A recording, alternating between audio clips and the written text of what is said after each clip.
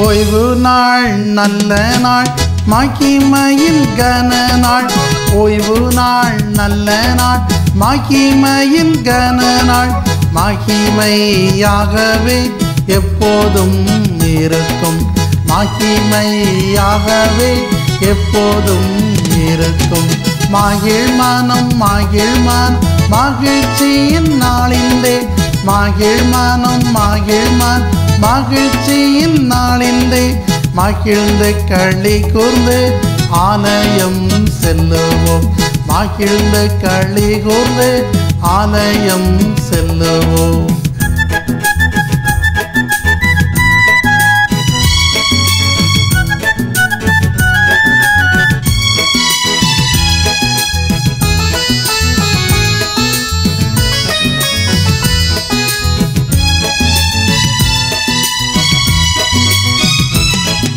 மகிழ் மனம் மகிழ் மனம் மகிழ்ச்சியின் நாளிலே.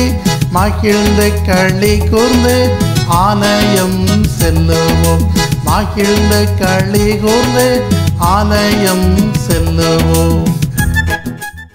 ஆண்டவராகிய கர்த்தர் நமக்கு கொடுத்த இந்த தருணத்திற்காக ஒவ்வொரு நாளும் நம்ம ஆண்டவரை ஸ்தோத்திரிப்போம். ஒவ்வொரு நாளும் நீங்கள் ஆலயத்திற்கு வரும் பொழுது என்ன நினைக்கணும்னா, ஆண்டவரே, உலகத்தில் எத்தனையோ பேருக்கு இல்லாத ஸ்லாக்கியத்தை நீங்கள் எனக்கு கொடுத்துருக்கீங்க அப்படின்னு நினைக்கணும். ஒருவேளை நம்ம அதில் அசால்ட்டாக கவலை இல்லாமல் இருப்போம் என்றால் அந்த ஸ்லாக்கியம் வேறு நபர்களுக்கு சென்றுவிடும். அது ஏற்கனவே கட்டுகளில் இருக்கிறாங்க இல்லையா, அவங்களுக்கு சென்றுடும். எத்தனையோ தேசங்களில் வீட்டில் ஜெபம் பண்ணுறதுலேயே என்னவாகுது, பிரச்சனை வருது. ஈவன் கொஞ்சம் போன வாரத்தில் ஒரு சகோதரன் என்ன செஞ்சுருக்காரு, அவருடைய மனைவி ஃபுல் ப்ரெக்னன்சி, அதாவது 8 மாதமோ 9 மாதம் அந்த சூழ்நிலையில் இருக்கார். நம்ம தேசத்தில் தான், நான் வேறு எங்கேயும் சொல்லலை, நம்ம தேசத்தில் மத்திய பிரதேச மாநிலத்தில். அப்போது அந்த அம்மா கொஞ்சம் சுகம் இல்லாமல் ஆயிட்டாங்க. அப்போ அவர் என்ன பண்ணியிருக்காரு, அவங்க பக்கத்தில் முழங்கால் போட்டு, அந்த அம்மா பெட்டு பக்கத்தில் முழங்கால் போட்டு சத்தம் போட்டு ஜெபிச்சிருக்காரு, ஆண்டவரே என் மனைவியை சுகப்படுத்துங்கன்னு. உடனே பக்கத்து வீட்டுக்காரங்கெல்லாம் போய் கம்ப்ளைண்ட் கொடுத்து அந்த மனுஷனை மதமாற்ற தடை சட்டத்தில் அரெஸ்ட் பண்ணிட்டாங்க. ஏன்னா நீ உன் வீட்டில் ஜெபிக்கிறது வெளியில் கேட்குது அப்படின்னு. அப்போது நம்மளுடைய சூழ்நிலையை யோசித்து பார்த்துக்கிடுங்க. நம்ம சுதந்திரமாய் ஆராதிக்கத்தக்கதாய் கர்த்தர் நமக்கு ஸ்லாக்கியத்தை கொடுத்துருக்கிறார். அந்த ஸ்லாக்கியத்தை நம்ம பயன்படுத்தி கொள்ளணும். அந்த ஸ்லாக்கியத்தை குறித்து நம்ம அசட்டையாக நம்ம என்ன செய்யக்கூடாது, நினைக்கக்கூடாது. அதனால் ஆண்டவரை துதிக்கும் பொழுது, ஆராதிக்கும் பொழுது சந்தோஷமாக, உற்சாகமாக, உங்கள் முழு பலத்தோடும், உங்கள் முழு இருதயத்தோடும், சங்கீதக்காரன் அதுதான் சொல்லுவான், முழு உள்ளத்தோடு, முழு இருதயத்தோடு, முழு பலத்தோடு. ஏன் இதெல்லாத்தையும் ஆண்டவர் சொல்லணும் அப்படின்னா, நம்மளுடைய எவ்ரிதிங், நம்முடைய எல்லாவற்றையும் நம்ம என்ன செய்கிறோம், கொடுக்குறோம் என்ற அர்த்தம். அப்படி கொடுத்து நம்ம ஆண்டவர் ஆராதிக்கும் பொழுது உண்மையாகவே நம்முடைய வாழ்க்கையில் ஒரு விடுதலையை நம்ம பார்ப்போம். என்னத்தை பார்ப்போம், வாழ்க்கையிலே ஒரு விடுதலையை பார்ப்போம். ஆராதனை அப்படின்னு சொல்லும் பொழுது நம்ம ஏதோ யாரோ பாட்டு பாடுறாங்க, நம்ம சும்மா அப்படியே கண்ணை மூடிட்டு நின்னா போதும் அப்படிங்கிறது கிடையாது. நீங்களும் ஆண்டவரை என்ன செய்யணும், ஆராதிக்கணும். சரி, இன்றைக்கு ஏசாயா 28ஆம் அதிகாரம் 16ஆம் வசனம். இந்த ஏசாயா 28:16 ஆதலால் கர்த்தராகிய ஆண்டவர் உரைக்கிறதாவது, இதோ அஸ்திபாரமாக ஒரு கல்லை நான் சியோனிலே வைக்கிறேன், அது பரிச்சிக்கப்பட்டதும் விலையேற பெற்றதும் திட அஸ்திபாரம் உள்ளதுமான மூளைக்கல்லாயிருக்கும், விசுவாசிக்கிறவன் பதறான்.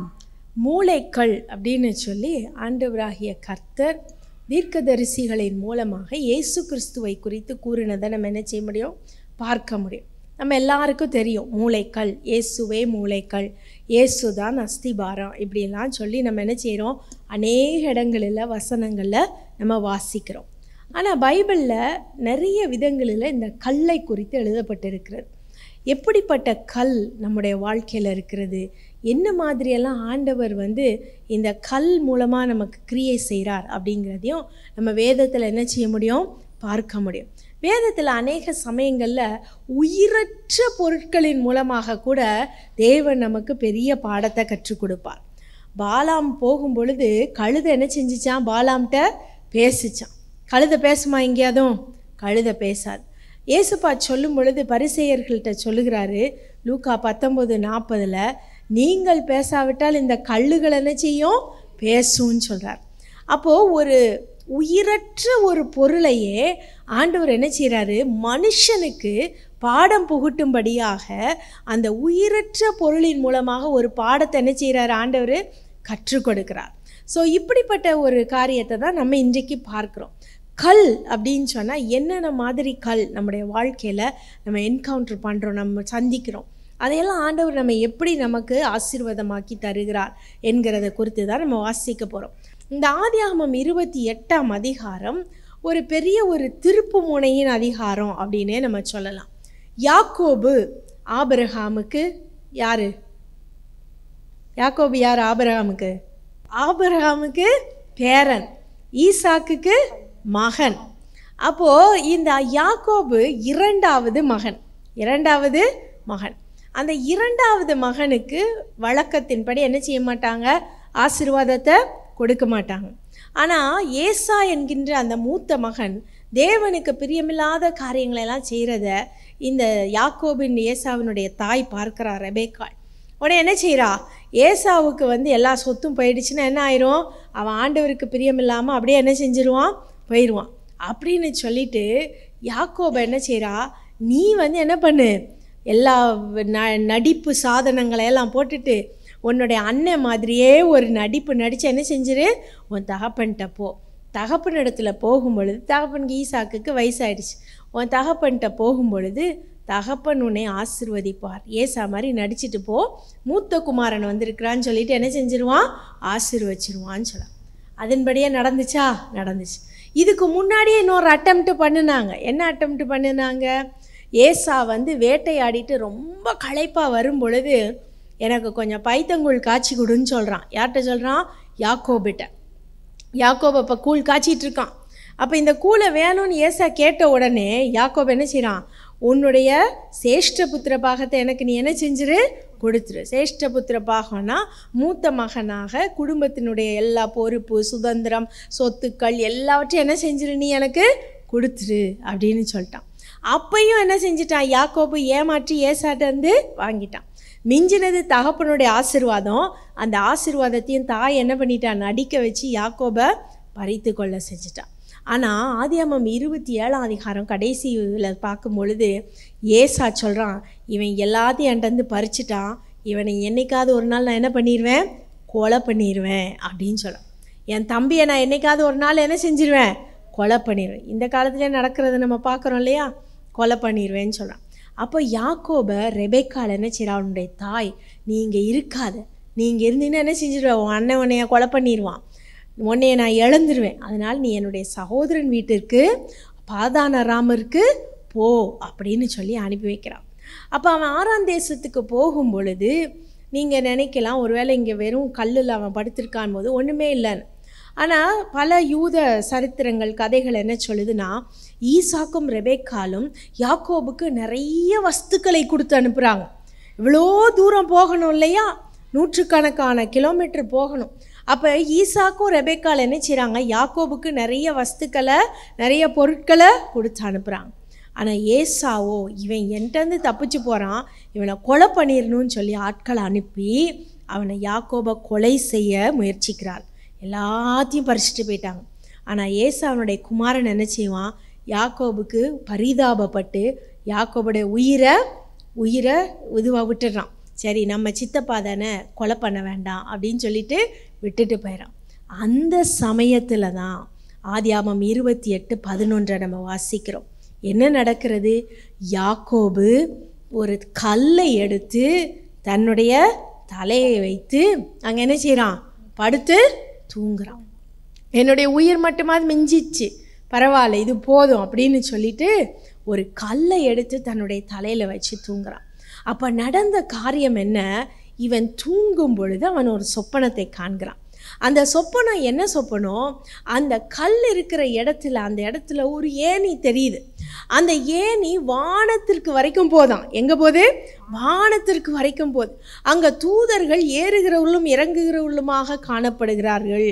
அடுத்து வேதம் சொல்லுகிறது, ஆதியாகமம் 28 அங்கே 13ஆம் வசனத்தில் இந்த தேவனாகிய கர்த்தர் யாக்கோபிடத்தில் பேசுகிறார். என்ன பேசினாரு?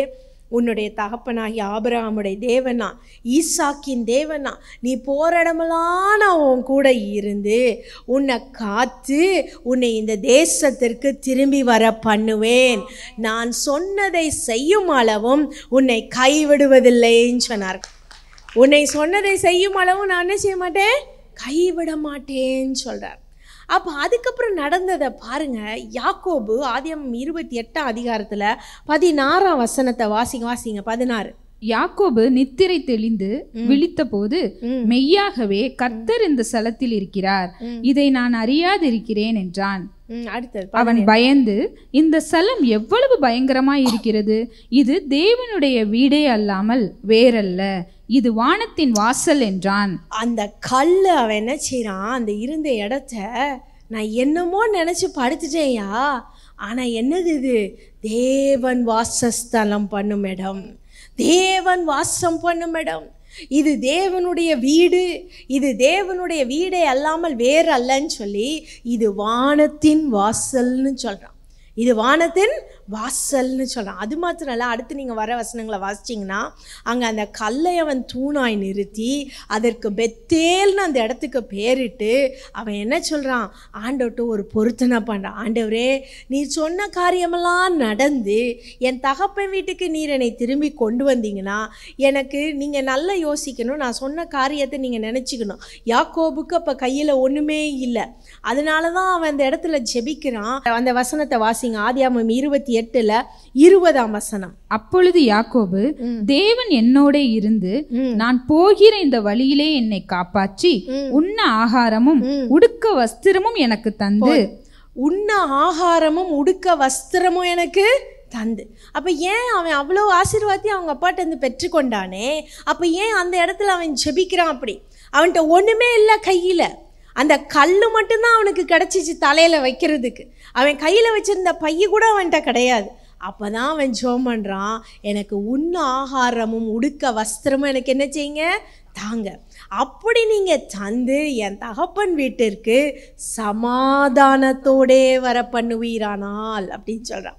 அப்போது நான் உமக்கு எப்பொழுதுமே நான் உம்முடைய பிள்ளையாக இருப்பேன், தசம பாகம் செலுத்துவேன்னு பொருத்தனை பண்ணுறான். அப்போ நீங்கள் இங்கே பாருங்கள், அவன் தலை சாய்க்கிறதற்கு ஒரு கல்லை வைத்திருந்தான். என்ன வச்சுருந்தான்? தலையை சாய்க்கிறதற்கு ஒரு கல்லை வச்சுருந்தான். அந்த கல் தேவனுடைய வீடாய் மாறிற்று. ஹல்லேலூயா, ஹல்லேலூயா.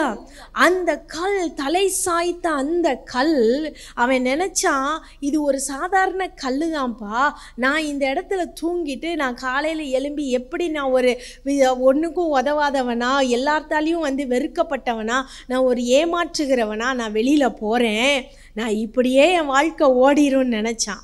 ஆனால் தேவன் அந்த தலை சாய்க்கிற கல்லை அவனுக்கு அஸ்திபாரமாய் மாற்றினார். ஹல்லேலூயா, ஹல்லேலூயா.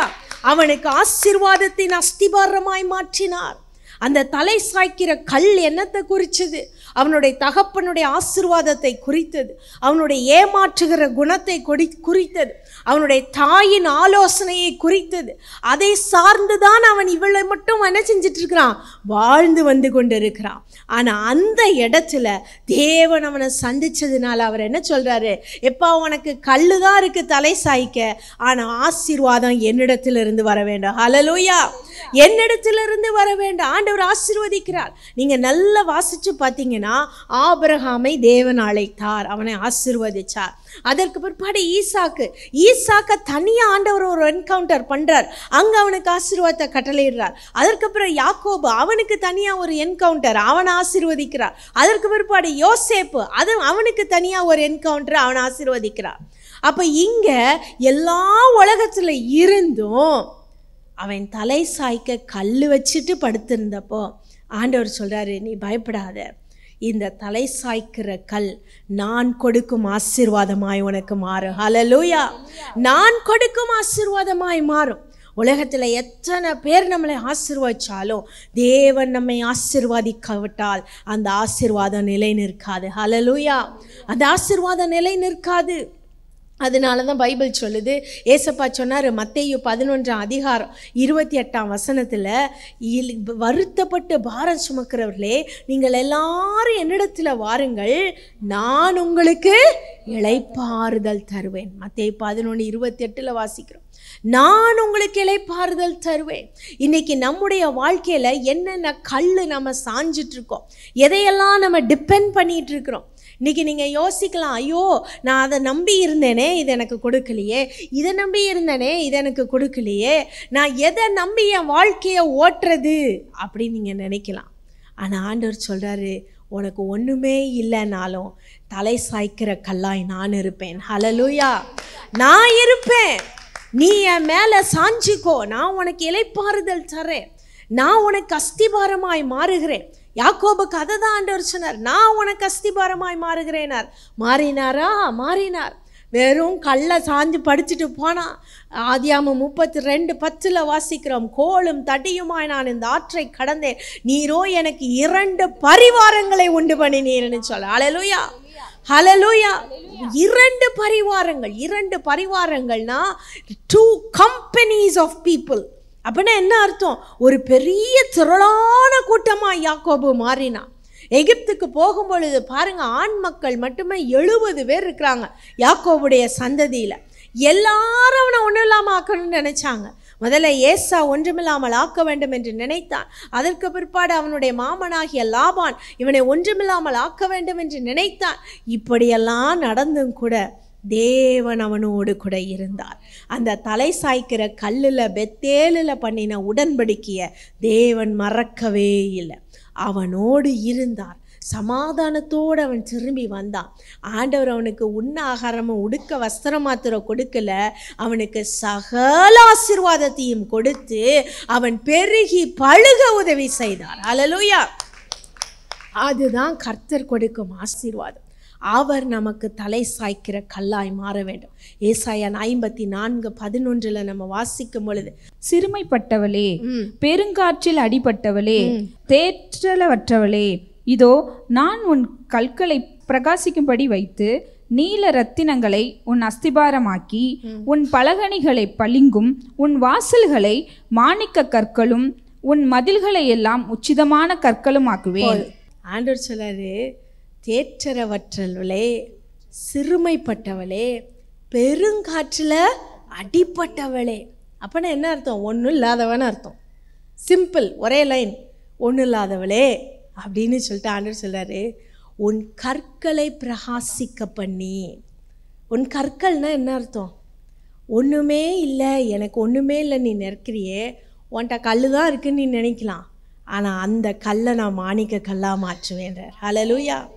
அந்த கல்லை நான் பிரகாசிக்கும்படியாக வைப்பேன். அதே தான் இங்கே யாக்கோபோட வாழ்க்கையில் நடந்துச்சு. என்ன நடந்துச்சு? ஆண்டவர் தலை சாய்க்கும் கல்லாய் அவர் இருந்தார். அவனுடைய வாழ்க்கை ஆசீர்வாதமாய் மாறிற்று. ஹல்லேலூயா. அடுத்ததாக புதிய ஏற்பாட்டில் ஒரு கல்லை நம்ம பார்க்குறோம். அது என்ன கல் தெரியுமா? புரட்டப்பட்ட கல். ஹல்லேலூயா. புரட்டப்பட்ட கல். எங்கே புரட்டப்பட்டுச்சு? லூக்கா எழுதின சுவிசேஷம் 24 2 வாசிங்க. கல்லறை அடைத்திருந்த கல் புரட்டி தள்ளப்பட்டிருக்கிறதை கண்டு உள்ளே பிரவேசித்து கர்த்தராகிய இயேசுவின் சரீரத்தை காணாமல் அதை குறித்து மிகுந்த கலக்கம் அடைந்திருக்கையில், இதே வசனத்தை நம்ம மார்க்கில் 16 3-4 வாசிக்க முடியும். இதே வசனத்தை மத்தேயுவில் 28 வாசிக்க முடியும். இது என்ன நடக்குது? கல்லறையில் ஏசப்பாவை என்ன செய்கிறாங்க? வைக்கிறாங்க. மத்தேயு 27 60 வாசிக்கும் பொழுது அங்கே யோசேப்பு, அரிமத்தியா ஊரானாகிய யோசேப்பினுடைய கல்லறையில் கொண்டு போய் என்ன செய்கிறாங்க? ஏசப்பாவோட சரீரத்தை வைக்கிறாங்க. மத்தேயு 27:60 கண்மலையில் வெட்டி இருந்த எதில் வச்சாங்களா? புதிய கல்லறையில் சரீரத்தை வைக்கிறாங்க. கல்லறையின் வாசலில் என்ன செஞ்சிட்டாங்க? பெரிய கல்லை புரட்டி வச்சுட்டாங்க. பெரிய கல்னா எவ்வளோ பெருசு இருக்கும்? என்னைக்கா யோசிச்சு பார்த்துருக்கீங்களா? பெரிய கல்லுனா எவ்வளோ பெருசு இருக்கும்னு? ஏசப்பாவோட கல்லறையை இஸ்ரவேல் தேசத்தில் என்ன செய்கிறாங்க, இன்னும் வைத்திருக்கிறாங்க. திறக்கப்பட்ட ஒரே கல்லறை அது மாத்திரம்தான். ஹல்லேலூயா. ஏன்னா அந்த காலத்தில் கல்லறைகள் என்ன செய்வாங்க, எப்போதுமே குகைகளுக்குள்ளே தான் வைப்பாங்க. அந்த குகை மாதிரி இருக்கும், ஒரு குடும்பத்துக்கு ஒரு குகை. என்ன செய்வாங்க, ஏன்னா அந்த ஏரியா மலைப்பாங்கான தேசம். அப்போ அந்த மலைப்பாங்கான தேசங்களில் என்ன செய்வாங்க, இந்த கல்லறை வசதி இருக்கிறவர்கள் அப்படி வைத்து கொள்வார்கள். இல்லைன்னா என்ன செய்வாங்கன்னா, ஒரு சாதாரண ஒரு நல்ல நிலத்தில் அநேக வரிசையாக கல்லறைகள் நம்ம பார்க்குறோம் இல்லையா, அது மாதிரி வச்சுருப்பாங்க.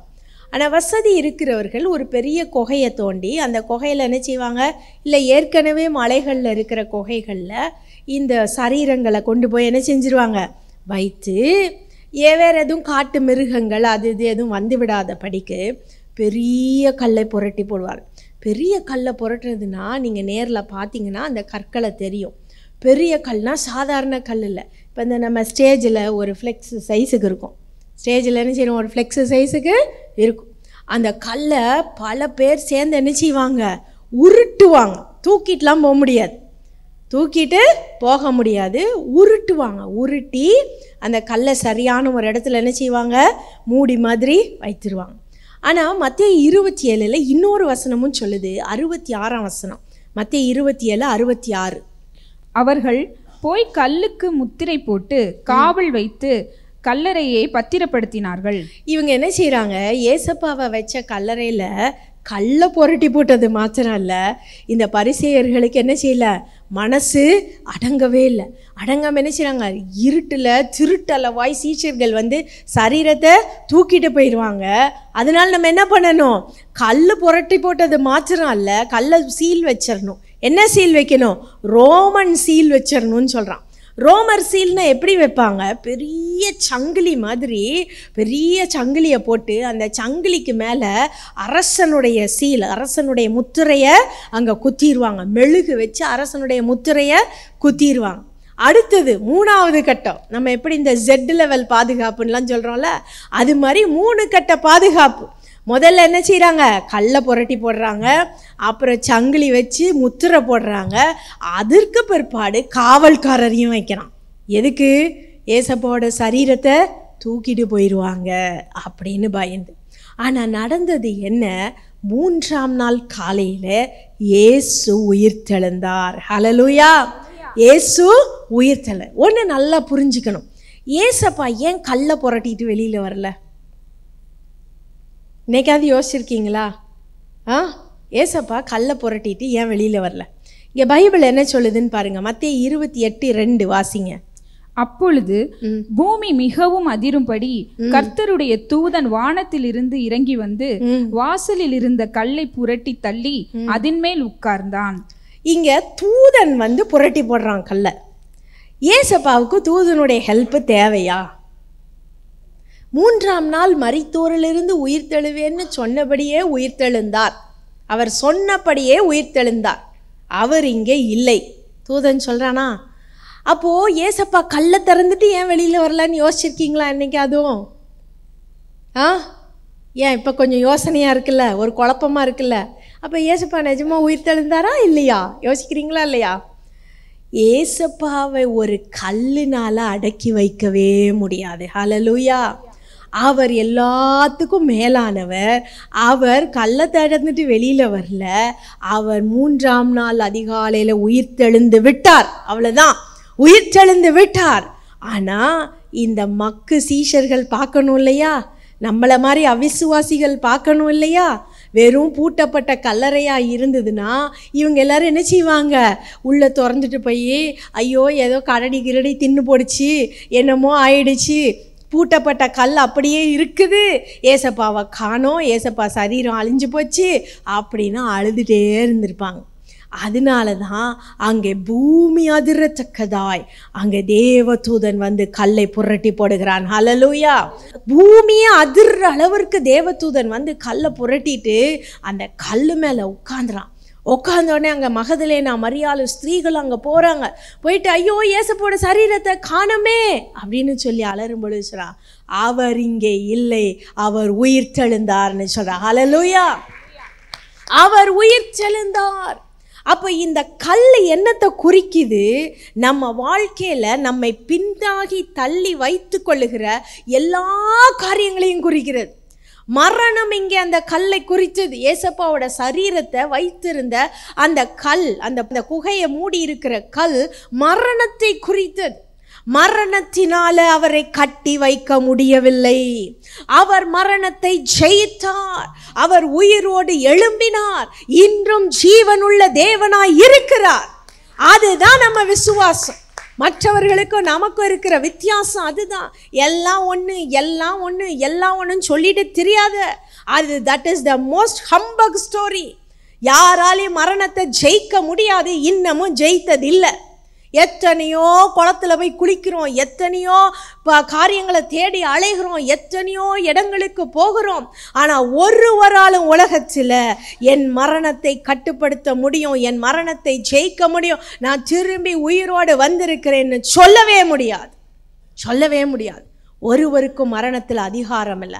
ஆனால் இயேசுவுக்கோ இந்த மரணத்தின் மேல் அதிகாரத்தை காட்டுவதற்காக தான் இந்த இடத்திலே கல் புரட்டப்படுகிறது. நமக்கு காண்பிக்கும்படியாக கல் புரட்டப்பட்டது. இயேசுவை ஒரு கல்லினால் பூட்டி வைக்க முடியாது. இயேசுவை மரணத்தினால் கட்டி வைக்க முடியாது. இயேசுவை ஒருவராலும் கட்டி வைக்க முடியாது. அவரே ஜீவாதிபதி என்பதை நிரூபிக்கத்தக்கதாக தான் இந்த கல் புரட்டப்பட்டது. அப்போ நம்ம வாழ்க்கையில் எந்தெந்த கல் புரட்டப்படாமல் இருக்குது? எத்தனை விதங்களில் நீங்கள் யோசிக்கிறீங்க இல்லையா? ஐயோ, இது ஒரு கல் மாதிரி எனக்கு ஆசீர்வாதம் தடையாக இருக்குதே, இந்த ஆசீர்வாதத்துக்கு நான் எங்கே போவேன், என்ன பண்ணுவேன், ஏது செய்வேன் யோசிச்சுட்ருக்கீங்க இல்லையா? பெரிய பெரிய கற்கள், பாறைகள்லாம் நீங்கள் யாராலையும் என்ன செய்ய முடியாது, தள்ளி எடுத்துக்கொண்டு போகவே முடியாது. சமீபத்தில் நடந்த ஒரு சம்பவம். ஒரு அம்மா மலைப்பாங்கான அந்த தேசத்தில் ஒரு பீச்சில் இருந்திருக்கு, கடற்கரை. அந்த கடற்கரையில் இந்த அம்மா பிள்ளைகளோடு விளையாண்டு கொண்டு இருந்திருக்கிறார்கள், தாயும் பிள்ளைகளுமாய். அப்போ நல்ல மலைகள், அங்கங்கே கல் மண் இப்படி இருக்கிற அந்த நம்ம பாறைகள் இருக்கும் இல்லையா கடற்கரையில், அந்த மாதிரி பாறைகள் இருக்கிற இடத்துல இவங்க மேலே ஏறவும் பிள்ளைகளை பார்க்கவும் இப்படி இருந்திருக்காங்க. திடீரென்று அந்த பாறைகளுக்குள்ளே ஒரு சறுக்கி உள்ளே விழுந்து விட்டார்கள். அந்த பாறைகளுக்குள்ளே சறுக்கி விழுந்த உடனே பிள்ளைகள் கூச்சலிடுது. அப்புறம் போலீஸு, ஃபயர் பீப்புள் எல்லாரும் வர்றாங்க. அந்த பாறை அசைக்கவே முடியல. அந்த பாறை என்ன செய்ய முடியல, அசைக்கவே முடியல. பிள்ளைகளுடைய கண்களுக்கு முன்பதாகவே தலைகீழாவே தொங்குனபடி அந்த தாய் மரித்து போனாள். அப்போ யோசிச்சு பாருங்க, ஒரு சாதாரணமாக நம்ம பார்க்குற கடற்கரையில் இருக்கிற பாறையவே நவுத்த முடியல. மற்ற காரியங்களை நம்மளால் செய்ய முடியுமா? எவ்வளவோ மனுஷன் பெரிய சயின்ஸ்லாம் கண்டுபிடிச்சிட்டாலும் அங்கே என்ன பண்ண முடியல. நீங்கள் நினைக்கல, அப்போ பாம்பு வச்சுருக்கலாம்ல, ரோடு போடுறதுக்கெல்லாம் பாம்பு வைக்கிறாங்களா, ரோடு போடுற பாம்பு வச்சா அந்த அம்மாவும் செத்து போயிடும். அப்படித்தான் எல்லாம் நடக்குது. ஆனால் இங்கே ஆண்டவர் சொல்கிறாரு, உன் வாழ்க்கையில் பெரிய பெரிய கல் இருந்தாலும் பூமி அதிரத்தக்கதா என்னுடைய தூதனை அனுப்பி அந்த கல்லை நான் புரட்டி போடுவேன்னு சொன்னார். ஹல்லேலூயா! அந்த கல்லை நான் புரட்டி போடுவேன். நீங்கள் நினைக்கலாம், ஆண்டவரே இந்த கல்லை புரட்டாமலே நீங்கள் என்னை ஆசீர்வதிக்கலாமே, இந்த கல்லை புரட்டணும்னு அவசியமே இல்லையே, நீங்கள் தான் 3ஆம் நாள் நீங்களே உயிர் தெழுந்துட்டீங்களே, அதே போல் என் வாழ்க்கையில் நடக்கக்கூடாதா அப்படின்னு சொல்லி கேட்கலாம். சில சமயங்களில் இப்படிப்பட்ட கற்கள் நம்ம வாழ்க்கையிலேருந்து எடுத்து போட தான் வேணும். லாசருவனுடைய அதிகாரத்தை பாருங்கள். யோவான் 11ஆம் அதிகாரத்தில் 39ஆம் வசனத்தில் ஆண்டவர் சொல்கிறாரு, கல்லை புரட்டி போடுங்கிறார். அங்கேயும் அவன் ஒரு குகையில் தான் வைக்கப்படுகிறான். ஆண்டவர் என்ன சொல்கிறாரு, இந்த கல்லை புரட்டி போடுங்க. உடனே லாசருடைய சகோதரி சொல்ல, ஆண்டவரே 4 நாள் ஆயிற்றே, நாருமே அப்படின்னு சொல்கிறார். ஏன் ஆண்டவர் நினச்சிருந்தா அந்த கல்லின் வழியாகவே லாசருவை கொண்டு வந்திருக்கலாம்ல. மரணத்திலிருந்து உயிரோடு எழும்ப செய்கிற தேவன் லாசருவை அப்படியே தூக்கி கொண்டாந்து வெளியே விட முடியாதா என்ன? விட முடியும். ஆனால் அங்கே மனுஷர் பார்க்கணும், தேவன் நாம மகிமைப்படணும். அடுத்தது இந்த கல்லை புரட்டி போடுற அளவிற்கு அங்கே எல்லாத்துக்கும் விசுவாசம் வரணும். அங்கே தான் ஆண்டவர் சொல்கிறாரு யோவான் 11:40, நீ விசுவாசித்தால் தேவனுடைய மகிமையை காண்பாய் என்று நான் உனக்கு சொல்லவில்லையா அப்படின்னார். அப்போ தான் 41ஆம் வசனத்தில் கல்லை புரட்டி போடுறாங்க. அதுக்கப்புறம்தான் ஆண்டவர் சொல்கிறாரு, லாசருவே வெளியே வா. சில கற்கள் ஆண்டவர் தூதன் அனுப்பி புரட்டி போட மாட்டார். அது நம்ம தான் புரட்டி போடணும். நம்ம தான் என்ன செய்யணும்? புரட்டி போடணும். நம்ம வாழ்க்கையில் ஆசீர்வாதங்களுக்கு தடையாக இருக்கிற கல் எது? என்னென்ன விஷயங்கள் நம்மளை ஆண்டவருடைய மகிமையை காணாத படிக்கு, விசுவாசியாத படிக்கு என்னென்ன விஷயங்கள் நம்மை கட்டி இழுக்கிறது? அந்த கல்லெல்லாம் யோசிச்சு பாருங்க. ஆண்டவரே, நான் இந்த விஷயத்தில் நம்ம விசுவாசிக்கலப்பா. ஆண்டவரே, நான் இந்த விஷயத்தில் நான் சோர்ந்து போயிட்டேன்ப்பா. ஆண்டவரே, இந்த விஷயம் உம்மோடு நெருங்காத படிக்கு, என்னை நெருங்கி பழக விடாத படிக்கு, உம்மோடு கூட நான் நெருங்காத படிக்கு தடையாக இருக்கிறது ஆண்டவரே. அந்த கல்லையெல்லாம் புரட்டி போடுறேன்னு சொல்லுங்கள். லாசருவின் சம்பவத்தை போல விசுவாசித்தால் நம்ம அந்த கல்லை புரட்டுவோம். இல்லைன்னா அந்த கல் அப்படியே தான் இருக்கும். அந்த கல் சப்போஸ் அங்கே லாசருடைய சகோதரிகள் இல்லை, ஆண்டவரே இருக்கட்டும், அந்த கல் நாரும் வேண்டாம், நீங்கள் லாசருவை பார்த்தது போதும், நீங்கள் அழுதுட்டீங்கல்ல, போதும் வாங்க ஆண்டவரே அப்படின்னு கூட்டிகிட்டு வந்திருந்தா அங்கே லாசரு வெளியே வந்திருப்பானா? வந்திருக்க மாட்டான். அற்புதம் நடந்திருக்குமா? நடந்திருக்காது. ஆண்டவர் சொல்றது கீழ்ப்படையணும். கல்லை சில நேரங்களில் நம்ம தான் என்ன செய்யணும்? புரட்டி போடணும். அப்போ ஆண்டவர் தடைகளை நீக்கி, ஆண்டவர் நமக்கு முன்பதாக சென்று அவர் நமக்கு ஜீவனை காணும்படியாய் செய்வார். மரணத்தினின்று ஜீவனை கொடுப்பார். இன்றைக்கி நம்ம வாழ்க்கையில் இருக்கிற கல்லையெல்லாம் யோசிச்சு பாருங்கள். ஆண்டவர், இன்றைக்கு புரட்டி போடப்பட்ட கல், உம்முடைய கல்லறையில் புரட்டி போடப்பட்ட அந்த கல்லை போல என் வாழ்க்கையில் இருக்கிற எல்லா தடைகளையும் நொறுக்கி தள்ளுங்க ஆண்டவரேன்னு சொல்லுங்க. நொறுக்கி தள்ளுங்க. மீகா 2:13 சொல்லு, தடைகளை நீக்கி போடுகிறவர் அவர்களுக்கு முன்பாக கடந்து செல்லுவார். தடைகளை நீக்கி போடுகிறவர். அந்த முற்ற மாடு வேகமாக ஓடுறதை நீங்கள் பார்த்துருக்கீங்களா? ஃபாரஸ்டில் இருக்க பைசன், வைல்ட் பைசன், அதெல்லாம் பார்த்தீங்கன்னா தெரியும். அந்த பைசனோட கொம்பு நீளமாக இருக்கும். அந்த கொம்பு என்னமோ இப்படி இந்த பக்கம் அந்த பக்கம் ஃபேஸ் பண்ண மாதிரி தான் இருக்கும். ஆனால் நீங்கள் அது வேகமாக ஓடும் பொழுது பார்த்தீங்கன்னா அது முற்ற வேகத்தில் அதுக்கு முன்னாடி நீங்கள் என்னத்தை வச்சாலும் தூக்கி வீசிடும். என்ன செஞ்சிடும்? தூக்கி வீசிடும். அதனால் சிங்கம், புலி எல்லாம் அதை அடிக்கணுன்னா கூட என்ன செய்யும்? பின்பக்கமாக தான் அடிக்கும். பின்பக்கமாக முதுகு வழியாக ஏறி தான் என்ன செய்யும்? கழுத்தை பிடிக்கும். இல்லைன்னா அந்த பைசன் என்ன செய்ய முடியாது? அட்டாக் பண்ண முடியாது. அதே போல் இந்த பெரிய பெரிய காண்டா மிருகங்கள், அதுகளுக்கு ஒரு கொம்பு தான் இருக்கும். இது என்ன இவ்வளோ பெருசு இருக்குது அப்படின்னு நீங்கள் நினைக்கலாம். அதால் நவுற முடியுமா முதல்ல அப்படின்னு நம்ம நினைப்போம். ஆனால் நீங்கள் இந்த பெரிய ஃபாரஸ்ட் ஜீப்பையெல்லாம் பாருங்கள், ஒரே இடி தான் அந்த ஜீப் தானே கவுந்துரும் அந்த கொம்பில் இடித்தா. அவ்வளோ ஒரு ஸ்ட்ரென்த் இருக்கும். அதனால தான் பைபிள் சொல்லுது காண்டாமிருகத்திற்கு ஒப்பான பலன்னு சொல்லுது. அதே போல தான் இங்கே ஆண்டவர் சொல்றாரு, தடைகளை நீக்கி போடுகிறவர் உனக்கு முன்பதாக. அதனால தான் பெரிய இந்த மிஷினுக்கு என்ன செய்கிறோம்? என்ன பேர் வச்சுருக்கோம்? பெரிய அந்த கல் ரோடெல்லாம் போடும்பொழுது ஒரு மிஷின் வரும்.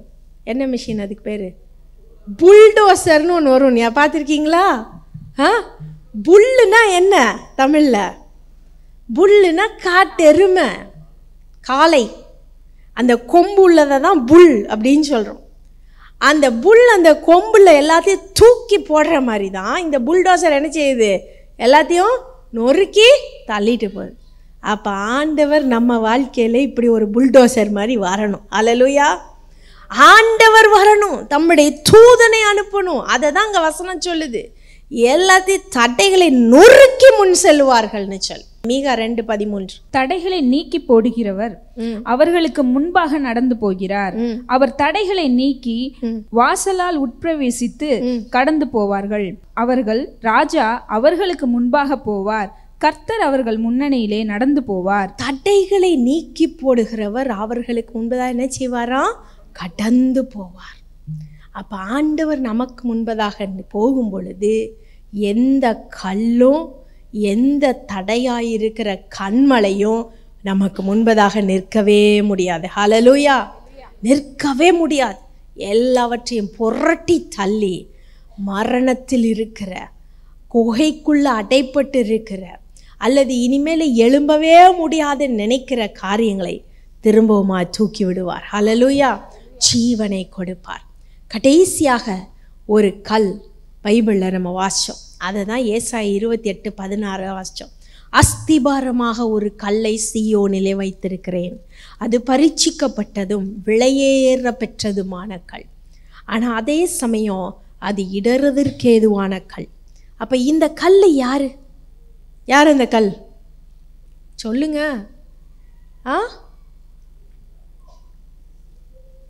யார் இந்த கல்? சத்தமாக சொல்லுங்க, டவுட்டாகவே சொல்லாதீங்க. ஏசு கிறிஸ்து தான் நம்முடைய அஸ்திபார கல். ஏசு கிறிஸ்து தான் நமக்கு அஸ்திபார கல். புதிய ஏற்பாட்டில் வாசிக்கும் பொழுது சங்கீதம் 118:22, மார்க்கு 12:10, மனுஷனால் தள்ளப்பட்ட கல்லை தான் தேவன் என்ன செய்கிறாரு? மூளைக்கு தலைக்கல்லாக்கினார். மூளைக்கு தலைக்கல்னா என்ன? Corner stone. அஸ்திபாரம்னா ஒரு ஃபவுண்டேஷன், ஒரு ஸ்ட்ரென்த்தை கொடுக்குற கல்.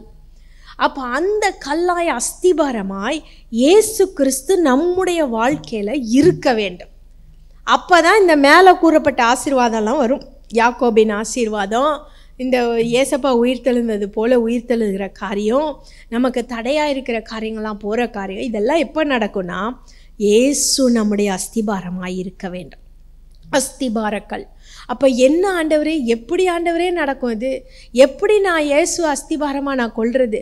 அவருடைய நாமத்தினாலே நான் ரட்சிக்கப்பட்டு, அவருடைய நாமத்தினாலே நான் என்னுடைய பாவங்களிலிருந்து கழுவப்படும் பொழுது அவர் எனக்கு அஸ்திபாரமாய் மாறுவார். ஹல்லேலூயா! அவர் எனக்கு அஸ்திபாரமாய் மாறுவார். அவர் அஸ்திபாரமாய் மாறும் பொழுது நான் ஜீவனுள்ள கல்லாய் இருக்கிறேன். ஹல்லேலூயா! 1 பேதுரு 2:6 வாசிங்க. அந்தபடியே இதோ தெரிந்து கொள்ளப்பட்டதும் விலையேற பெற்றதுமாய் இருக்கிற மூளைக்கல்லை சியோனில் வைக்கிறேன், அதன் மேல் விசுவாசமாய் இருக்கிறவன் வெட்கப்படுகிறதில்லை என்று வேதத்திலே சொல்லி இருக்கிறது. ஆகையால் விசுவாசிக்கிற உங்களுக்கு அது விலையேற பெற்றது. விசுவாசிக்கிற உங்களுக்கு அது விலையேற பெற்ற. 5ஆம் வசனம் வாசி.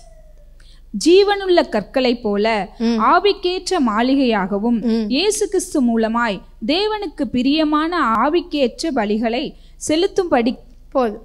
ஜீவனுள்ள கற்களை போல ஆவிக்கேற்ற மாளிகை.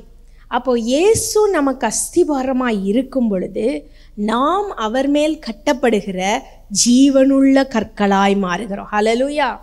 நாம் ஜீவனுள்ள கற்களாய் மாறும் பொழுது நமக்கு வாழ்க்கையில் எந்த பிரச்சனையும் இருக்காது. எப்போ எந்த பிரச்சனை இருக்காது தெரியுமா? உலகத்தில் பிரச்சனை வந்தாலும் மேற்கொள்ளுவோம், நித்தியத்திற்கும் பிரச்சனை இருக்காது. ஹல்லேலூயா! நான் கண்மூடி கண் திறக்கும் பொழுது நான் பரலோகத்தில் இருப்பேன் என்கிற ஒரு அச்சாரம், ஒரு கேரண்டி நமக்கு என்ன செய்யுது? கொடுக்கப்படுகிறது. அதனால தான் பைபிள் சொல்லுது, நீதிமொழிகள் 10:25 நீதிமான் நித்திய அஸ்திபாரம் உள்ளவன். நீதிமான் எப்படிப்பட்டவனா? நித்திய அஸ்திபாரம். நித்திய அஸ்திபாரம்னா என்ன? அவனுடைய அஸ்திபாரம் மாறாது. அவனுடைய அஸ்திபாரம் உலக பிரகாரமான காரியங்களினால அசையாது. அவனுடைய அஸ்திபாரம் உலக பிரகாரமான காரியங்களினால இடித்து போட முடியாது. அவன் என்றென்றைக்கும் எப்பொழுதும் கிறிஸ்து என்னும் அஸ்திபாரத்தின் மேல கட்டப்பட்டவன். ஹல்லேலூயா! கிறிஸ்து என்னும் அஸ்திபாரம். அப்போ என்னுடைய வாழ்க்கையில் என்ன அஸ்திபாரமாக இருக்குது? நான் ஒரு வேளை ஏசப்பாவை அஸ்திபாரமாக வச்சுக்கிறதுக்கு பதிலாக நான் வேறு காரியங்களை என்னுடைய வாழ்க்கையில் அஸ்திபாரமாக வச்சுருக்கிறேன்னா, பணத்தை அஸ்திபாரமாக வச்சுருக்கேன்னா. நான் சமீபத்தில் ஒருத்தரை குறித்து பேசும்பொழுது சொல்லிகிட்டு இருந்தாங்க, இந்த பட்டணம் உனக்கு, இந்த பட்டணம் எனக்கு அப்படின்னு அவங்க பிரிச்சுக்கிட்டாங்க அப்படின்னு சொல்லிட்டு இருந்தாங்க. அப்படி தான் நம்ம உலகத்தில் இன்றைக்கி பார்க்குறோம். ஒரு மனுஷன் உயர்ந்த ஸ்தானத்தில் இருப்பான் என்றால் ஒரு தேசத்தையே அவன் விலைக்கு வாங்கி விட அளவிற்கு அங்கே என்ன ஆகுது? பயங்கரமான சூழ்ச்சிகள், பயங்கரமான அண்டர் கிரவுண்ட் வேலைகள்லாம் நடக்கிறத நம்ம பார்க்குறோம். பணம் அஸ்திபாரமாக இருக்கிறது மக்களுக்கு. ஆனால் பவுல் என்ன தெரியுமா சொல்கிறான்? 1 கொரிந்தியர் 3:11 போடப்பட்டிருக்கிற அஸ்திபாரமாகிய இயேசுவை அல்லாமல் வேறு அஸ்திபாரம் கிடையாதுன்னு சொல்கிறான். வேற அஸ்திபாரத்தை நான் போட முடியாதுங்கிறான். இன்னைக்கு உங்க வாழ்க்கையை நீங்க ஆராய்ந்து பாருங்க. ஆண்டவரே, இன்னைக்கு யார் எனக்கு அஸ்திபாரமாய் இருக்கிறா? என்னுடைய கணவன் எனக்கு அஸ்திபாரமாக இருக்கிறாரா? என்னுடைய பெற்றோர் பிள்ளைகள் எனக்கு அஸ்திபாரமாக இருக்கிறாங்களா? என்னுடைய பணம் அஸ்திபாரமாக இருக்குதா? என்னுடைய படிப்பு அஸ்திபாரமாக இருக்குதா? எனக்கு இருக்கிற மற்ற காரியங்கள்லாம் அஸ்திபாரமாக இருக்குதா? அல்லது இயேசு எனக்கு அஸ்திபாரமாக இருக்கிறாரா? இயேசு எனக்கு அஸ்திபாரம். அப்போ அஸ்திபாரம்னு சொல்லும் பொழுது அந்த அஸ்திபாரம் ஸ்ட்ராங்காக இருக்கணும். பில்டிங் ஸ்ட்ராங்காக இருந்தால் தான் மழை வந்தாலும் என்ன நடந்தாலும் என்ன ஆகும், ஸ்ட்ராங்காக நிற்கும். வெள்ளம்லாம் வரும்போது பார்க்குறீங்கள, திடீர்னு காட்டுறாங்கல்ல, மழை பெஞ்சா வீடே இடிஞ்சு விழுந்துருச்சு, அப்பார்ட்மெண்ட்டே விழுந்துருச்சு காட்டுறாங்களா? அதெல்லாம் சாதாரணமாக மனுஷன் போடுற அஸ்திபாரம். நீங்கள் இந்த கடலுக்குள்ளே பில்டிங் கட்டியிருக்கு, அதை பார்த்துருக்கீங்களா? கடலுக்குள்ளே ஹோட்டல்லாம் கட்டுவாங்க. அந்த கடலுக்குள்ளே பெரிய பெரிய ப்ராஜெக்ட்ஸ் கட்டும் பொழுது என்ன செய்வாங்க தெரியுமா? ஃபஸ்ட்டு பெரிய ட்ரில்லிங் மிஷின்ஸை கொண்டு வந்து பெரிய பைப்பாக போட்டுருவாங்க கடலுக்குள்ளே. அந்த பைப்பு அடியில் வரைக்கும், கடலின் ஆழம் வரைக்கும், அந்த மண் தெரிகிற வரைக்கும் போகும். கடல் மண் ஷிஃப்ட் ஆகிக்கிட்டே இருக்கும். ஷிஃப்ட் ஆகிட்டே இருக்குமா, மாறிக்கிட்டே இருக்குமா? ஆனால் அடியில் வரைக்கும் அந்த பைப்பை போட்டுட்டு அந்த பைப்பு மேலே பில்டிங் கட்ட மாட்டான். அந்த பைப்பில் கொண்டு வந்து அப்படியே டன் கணக்கில் சிமெண்ட்டை ஊற்றுவான். டன் கணக்கில் என்ன செய்வான்? சிமெண்ட்டையும் பாறையும் என்ன செய்வான்? உள்ளே போடுவான், கற்களையும் சிமெண்ட்டையும் போடுவான். அப்போ அந்த பிளாஸ்டிக் பில்லர்ஸ் மாதிரி இருந்த டியூப்ஸ் வந்து சிமெண்ட் பில்லர்களாக மாறும், பாறாங்கல் பில்லர்களாக மாறும். அப்புறம் அது நல்லா காஞ்சி நல்லா ஸ்ட்ராங் ஆனதுக்கப்புறம் தான் அதுக்கு மேலே பில்டிங் கட்டுவான். லைட் ஹவுஸ் பார்த்துருக்கீங்களா? என்னைக்காவது கடல் அலைகளில், சுனாமியில், அதில் இதில் இந்த லைட் ஹவுஸ் என்னைக்காவது இடிஞ்சு பார்த்துருக்கோமா? அலை ஆனால் டெய்லி அடிச்சுக்கிட்டே தான் இருக்கும். பெரிய புயல் வரும், பெரிய அது வரும், இது வரும், என்னென்னமோ வரும். ஆனால் அந்த லைட் ஹவுஸில் ஒரு கிராக் கூட வராது. ஏன்னா அந்த அஸ்திபாரம் பாறை மேலே இருக்குது. அந்த பாறை அசையவே அசையாது. அப்போ நம்ம வாழ்க்கையில் அஸ்திபாரம் இயேசுவா இல்லைன்னா நம்ம வாழ்க்கை படகை போல தான் இப்படியே ஆடிக்கிட்டே இருக்கும். இங்கே போகலாமா, அங்கே போகலாமா, முன்னாடி போகலாமா, பின்னாடி போகலாமா, இயேசுவா வேறையா, இப்படியே ஆடிக்கிட்டே இருக்கும். சப்போஸ் இயேசு தான் எங்கள் தெய்வம், இயேசு தான் எனக்கு எல்லாமே அப்படின்னு சொல்கிறவங்களும் இருக்காங்க. ஆனால் அப்படி இருந்தாலும் என்ன செய்யும்? அப்பப்போ ஊசலாடிக்கிட்டே போயிட்டு வந்துட்டுருக்கோம். அப்படி நம்ம வாழ்க்கை இருக்கக்கூடாது. இயேசு என் அஸ்திபாரமாக இருக்க வேண்டும், மாற வேண்டும். அப்போது என் வாழ்க்கை என்ன செய்யும்? ஆசீர்வாதமாக மாறும். இன்னொரு காரியத்தையும் அந்த வசனம் சொல்லுகிறது. மத்தேயு 21 அதிகாரம் இப்போ 44 வசனத்தில் இந்த அஸ்திபாரமாய் வைக்கப்பட்ட கல்லை குறித்து இயேசு கிறிஸ்து ஒரு காரியத்தை சொல்லுகிறார். மத்தேயு 21:44 வாசி. இந்த கல்லின் மேல் விழுகிறவன் நொறுங்கி போவான், அது எவன் மேல் விழுமோ அதை நசுக்கி போடும் என்று நான் உங்களுக்கு சொல்லுகிறேன் என்றார். அஸ்திபாரமாகிய இந்த கல், மூளைக்கு தலைக்கல் நான் அப்படின்னு ஏசப்பாங்க சொல்லிட்டு என்ன சொல்றாரு?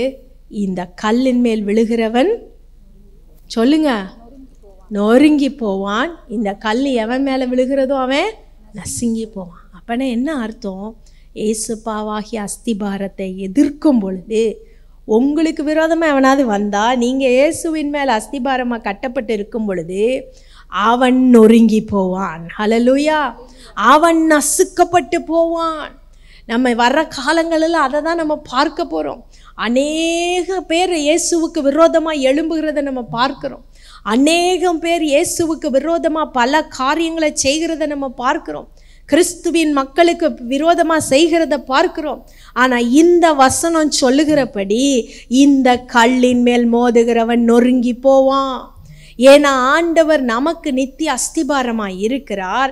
அவர் வல்லமையாய் காரியங்களை செய்வார். ஒவ்வொரு நாளும் நீங்கள் ஆசீர்வாதமாக இருக்கிறது மாத்திரம் அல்ல, ஆண்டவரை தேடுற பிள்ளைங்க, கஷ்டப்படுற பிள்ளைகளுக்காக ஜெபிங்க. ஆண்டவரே, உம்மை அறிந்து கொள்ள, இந்த உலகம் அறிந்து கொள்ள நீங்கள் என்னென்ன செய்யணுமோ அதையெல்லாம் செய்யுங்கப்பான்னு சொல்லி கேளுங்க. அப்போ தேவன் இடைப்படுவார். அங்கே இயேசு கிறிஸ்து சொன்னது போல நொறுங்கி போகிற, நசுங்கி போகிற காரியங்கள் நடக்கும். சீஷர்களுடைய வாழ்க்கையை பாருங்க. அவர்களுக்கு அஸ்திபாரமாக இயேசு ஒருவர் மாத்திரம்தான் இருந்தார். அவர்களுக்கு பெரிய ஜனத்திரள் அவர்களுக்கு பின்னாடி இல்லை, அவர்களுக்கு பின்னாடி தேசங்கள் இல்லை, அவர்களுக்கு பின்னாடி ராஜா இல்லை, அவர்களுக்கு பின்னாடி சொத்து இல்லை, அவர்களுக்கு பின்னாடி படிப்பு இல்லை, பணம் இல்லை, எதுவும் இல்லை. ஆனால் இயேசு அவர்களுக்கு அஸ்திபாரமாக இருந்தா. அப்போ நடந்தது என்ன? அவர்களை எதிர்த்த அரசாங்கங்கள், அவர்களை எதிர்த்த ராஜ்யங்கள், அவர்களை எதிர்த்த ராஜாக்கள் ஒன்றுமில்லாமல் நொறுங்கி போனார்கள். ஆனால் இயேசுவின் அஸ்திபாரத்தின் மேல் கட்டப்பட்ட சபையோ தொடர்ந்து வந்து கொண்டே தான் இருக்கிறது. ஹல்லேலூயா! சபை கொண்டு வந்துட்டே தான் இருக்கும். நல்ல பாட்டு பாடுறோம், ஆனால் அந்த பாட்டில் வர ஒவ்வொரு வரியும் ஆண்டவருடைய வசனத்தை குறிக்கிறதுன்னு யோசிச்சு பாருங்க. நாம் இந்த கல்லின் மேலே கட்டுவேன்னு ஆண்டவர் சொன்னார். நம்ம நினைக்கிறோம் பேதுரு முதல்ல ஆண்டவர் சபையை தொடங்கினா அதனால தான். அப்படி கிடையாது. இந்த கல்லுன்னு சொல்லும் பொழுது மூளைக்கல்லாகிய கிறிஸ்துவின் மேல் கட்டப்பட்ட சபையை ஒருவரால் ஒன்றும் பண்ண முடியாது. அப்போ இயேசுவின் சபைக்கு, திருச்சபைக்கு என்ன வாக்கோ அதே தான் நம்முடைய வாக்கு. நம்ம திருச்சபையில் ஒரு அங்கத்தினர். இயேசு என்னும் அஸ்திபாரத்தின் மேலே நான் கட்டப்படணும். இன்னைக்கு நம்ம வாழ்க்கையை திருப்பி பாருங்க. ஆண்டவரே, உம்மை தவிர எனக்கு அஸ்திபாரம் வேறு எதுவுமே இல்லை, என் குடும்பத்துக்கு வேறு எதுவுமே இல்லை, நீங்கள் ஒருவர் தான் எனக்கு எல்லாம் சொல்லுங்கள். கர்த்தர் அஸ்திபாரமாக இருந்து காரியங்களை செய்வார். எழுமி நிற்போமா? எழுமி நின்று நம்ம ஜெபிக்க போகிறோம். ஒரே ஒரு சின்ன பல்லவியை மாத்திரம் நம்ம பாட போகிறோம். ஆண்டவரே, நீங்கள் தான்ப்பா எனக்கு அஸ்திபாரம், வேறு ஒன்றும் எனக்கு தேவையில்லை, நீங்கள் ஒருவர் இருந்தால் எனக்கு போதும்னு சொல்லி இந்த ஒரு பல்லவியை மாத்திரம் நம்ம திரும்பி திரும்பி ஒரு 2-3 தடவை பாடிட்டு நம்ம ஜெபிக்க போகிறோம். உங்கள் வாழ்க்கையில் என்னென்ன கற்கள் தடையாக இருக்கிறது? இல்லை ஆண்டவரே, எனக்கு ஒன்றுமே இல்லைப்பா, நான் உம்மை மாத்திரம்தான் யோசிச்சுட்ருக்கேன், யாக்கோபு போல் நீங்கள் தான் எனக்கு தலை சாய்க்கிற கல்லுன்னு சொல்கிறீங்களா? இன்றைக்கு சொல்லுங்கள், கர்த்தர் உங்களை கரம் பிடித்து நடத்துவார்.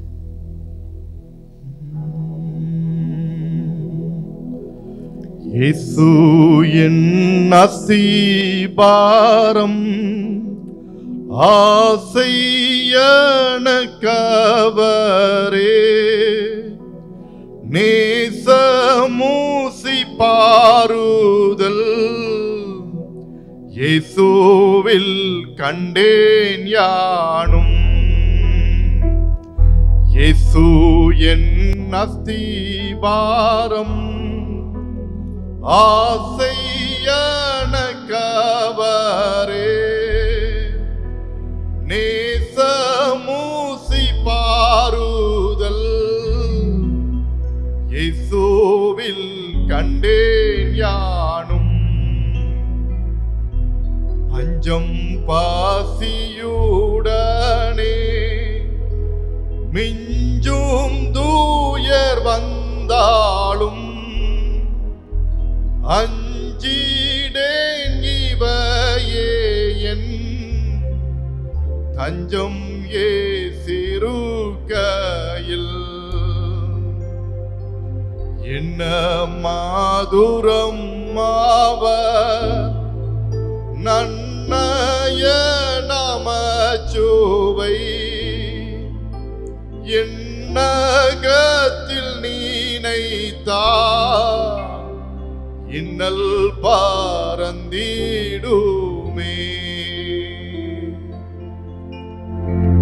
இயேசு என் அஸ்திபாரமாக இருக்கும் பொழுது என்னுடைய இன்னெல்லாம் பறந்துடும்.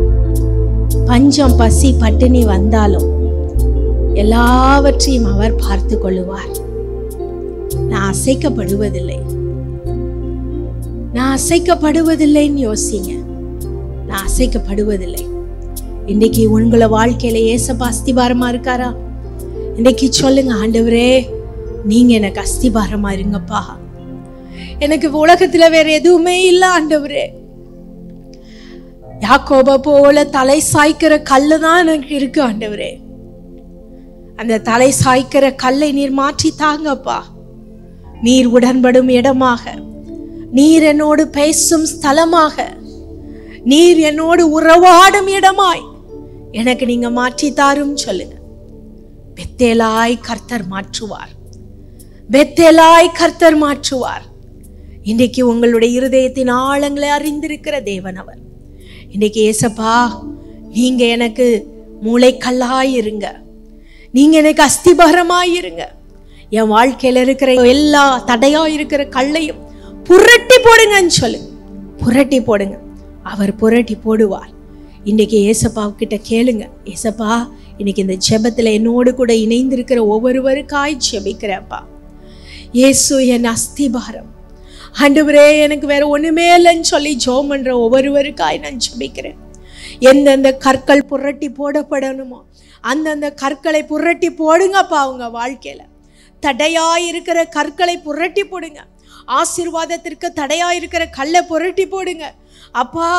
என்னென்ன வரத்து வர வேண்டியது இருக்குதோ அது எல்லாவற்றிற்கும் தடையாயிருக்கிற கற்களை புரட்டி போடுங்க.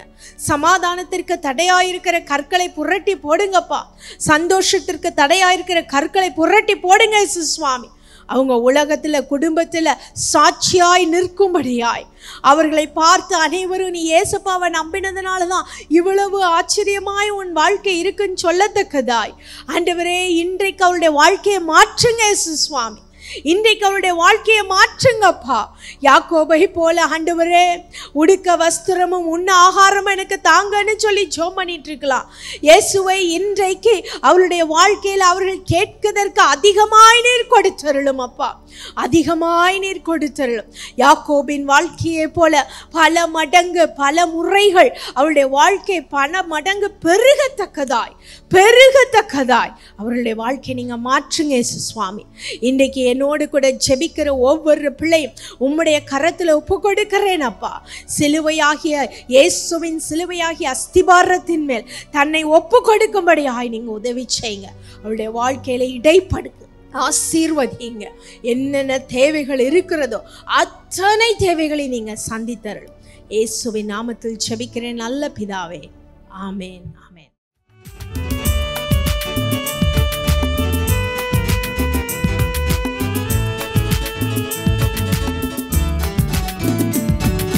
கர்த்தருக்குள் என்றும் இசைந்திருப்போம், அவருக்குள் ஒரே ஆவியாயிருப்போம். கர்த்தருக்குள் என்றும் இசைந்திருப்போம், அவருக்குள் ஒரே ஆவியாயிருப்போம். ஆவியினாலும் சரீரத்தினாலும் மகிமை செலுத்திடுவோம். கர்த்தருக்கே என்றும் ஆவியினாலும் சரீரத்தினாலும் மகிமை செலுத்திடுவோம். கர்த்தருக்கே என்றும். தேவனின் ஆலயமே, பரிசுத்த ஆலயமே, மகிமையின் ஆலயமே, நாமயவாலயமே. தேவனின் ஆலயமே,